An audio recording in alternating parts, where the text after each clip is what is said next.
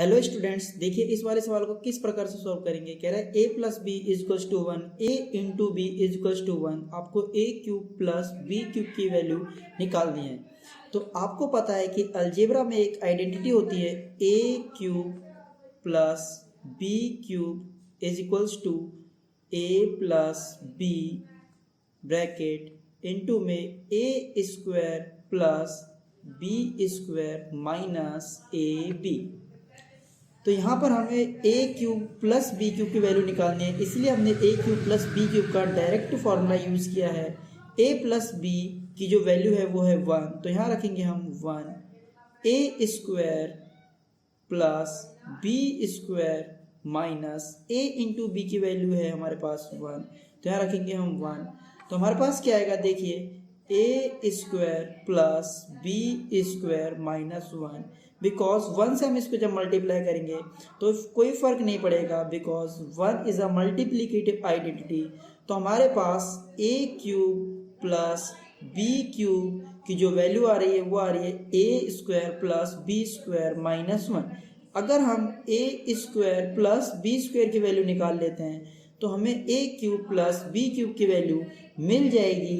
तो a square plus B square की value निकालने के लिए a माइनस बी का whole square is equals to a square plus B square minus 2ab।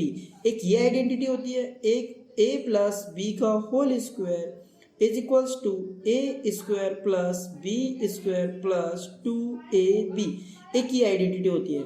But a minus B, हमारे पास a minus B की value नहीं है, हमारे पास a प्लस बी की वैल्यू है। तो इस वाली आइडेंटिटी को हम यूज़ करेंगे, इस वाली आइडेंटिटी को यूज़ नहीं करेंगे।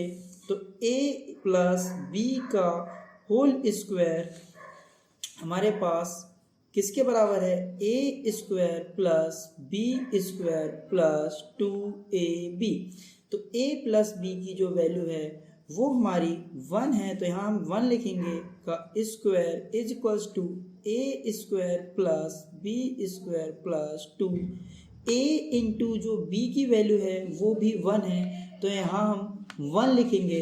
तो हमारे पास आएगा 1 का स्क्वायर इज इक्वल्स टू 1 का स्क्वायर 1 ही हो जाएगा, a square plus B square plus 2।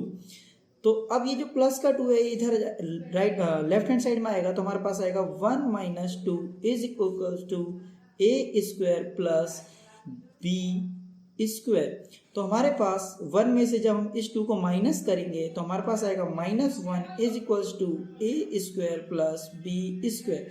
तो हमारे पास a square plus B square की वैल्यू आ रही है -1, और हमारे पास क्वेश्चन में यहाँ पर हमें